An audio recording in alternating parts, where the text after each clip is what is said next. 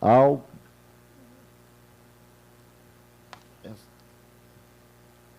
Colégio Bertone, que vai usar a tribuna de forma compartilhada com os alunos. Fique à vontade já.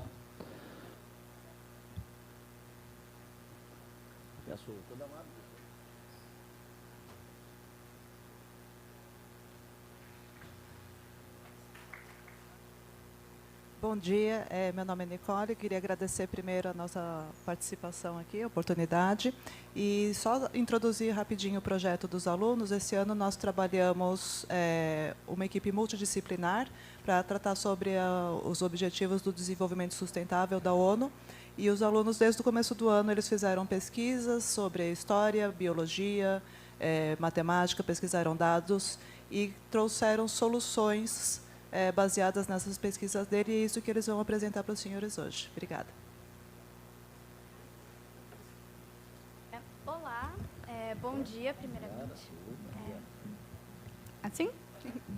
Bom dia, primeiramente. Eu sou a aluna Ela Yara, a gente veio aqui representar o nono B do Colégio Bertone, e a gente vai apresentar a nossa proposta sobre a ODS 15, que é o trabalho que a gente fez esse bimestre. A ODS 15 tem como objetivo principal a proteger o meio ambiente e promover o uso sustentável dos ecossistemas terrestres.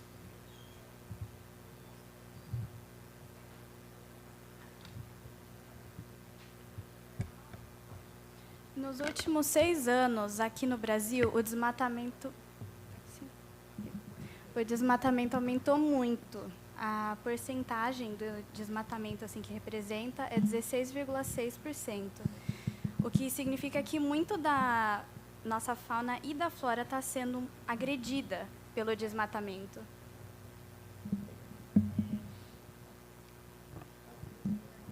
Alô?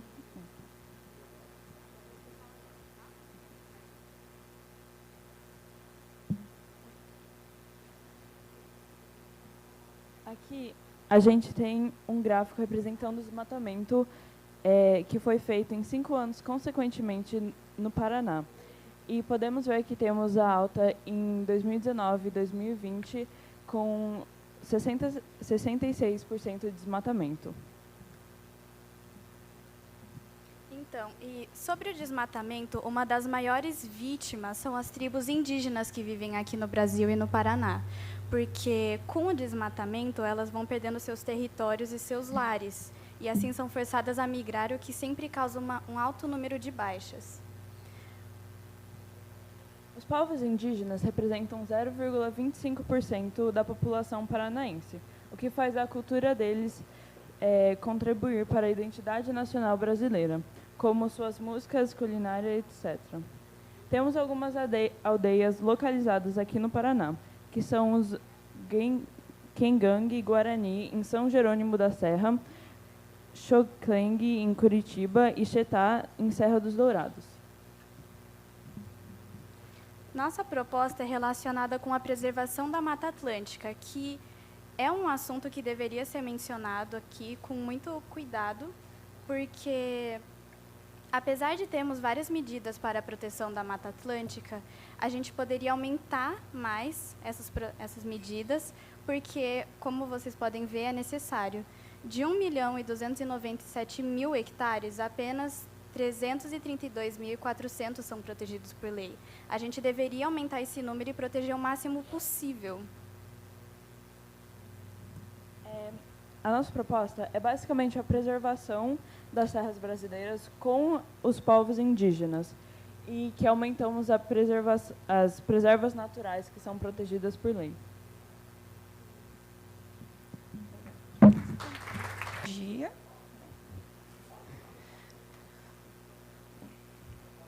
Bom, então, como a professora disse, ao longo do ano nós desenvolvemos projetos de desenvolvimento sustentável referente aos 17 objetivos da ONU. E o objetivo que nós escolhemos foi o ODS 2, Fome Zero e Agricultura Sustentável.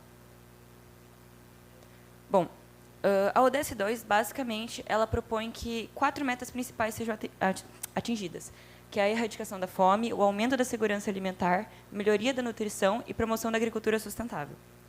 Nós decidimos escolher esse projeto porque desenvolver um projeto referente ao ODS2, porque nos últimos anos, principalmente com a pandemia, a fome tem crescido muito. E como vocês podem ver, os números que incorporam todos os tipos de insegurança alimentar no Brasil acarretam cerca de 118 milhões de brasileiros, que nós juntamos insegurança leve, moderada e grave. Só no Sul, para você ter noção, são cerca de 14 milhões de paranaenses que passam por algum tipo de insegurança alimentar. Ou seja, não sabem como nem quando será a sua próxima refeição. Para fazer essas propostas e o nosso trabalho, a gente levou em consideração algumas coisas para conseguir diminuir os índices da fome, como a insegurança alimentar, a insustentabilidade e o desperdício. Pode passar, por favor.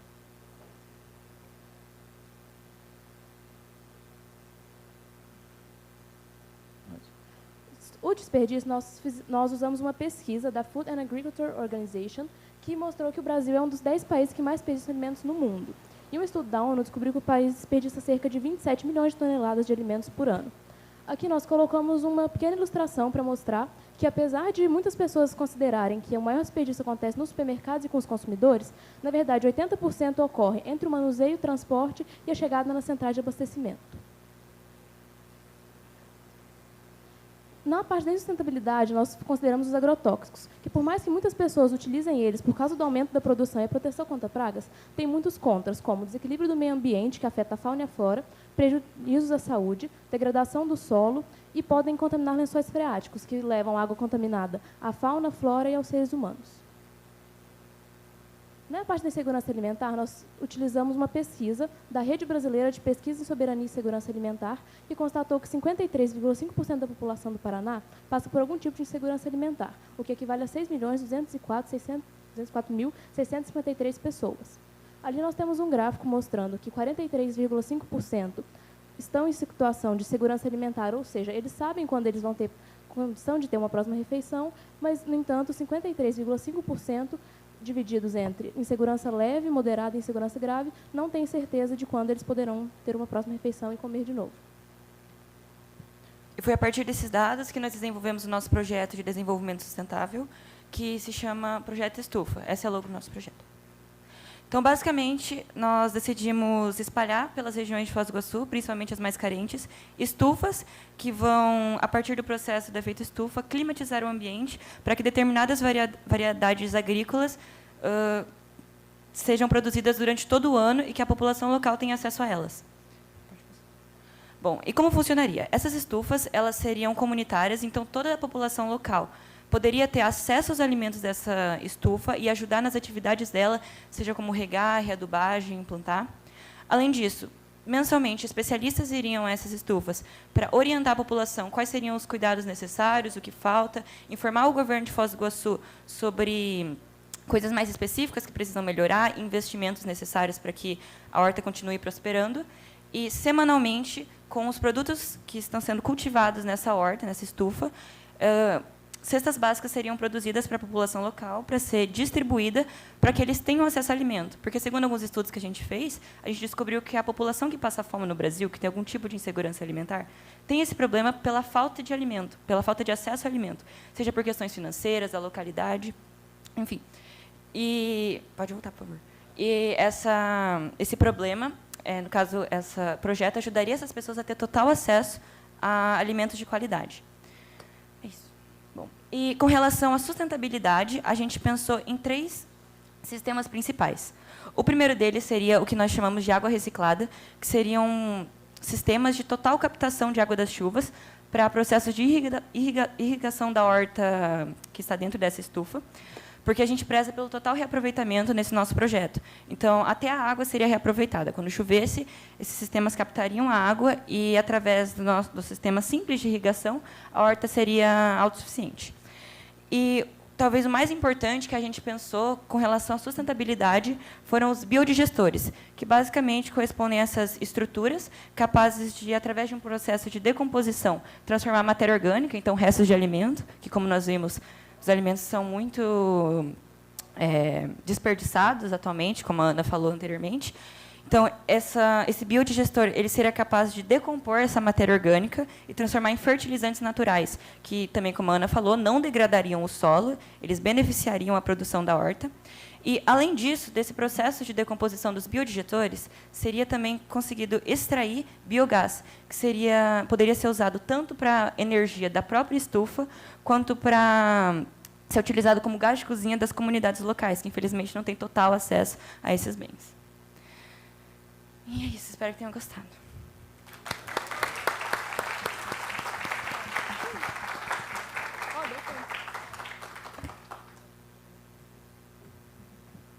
Muito obrigada.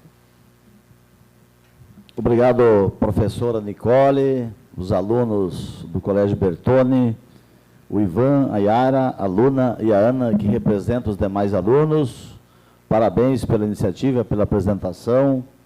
Essa Casa de Leis, a Casa do Povo, fica à disposição para outras oportunidades para vocês. Tenho certeza que será bem recebida a ideia, né? E até convido os vereadores aqui para, mais uma vez, em pé, aplaudirmos esses alunos.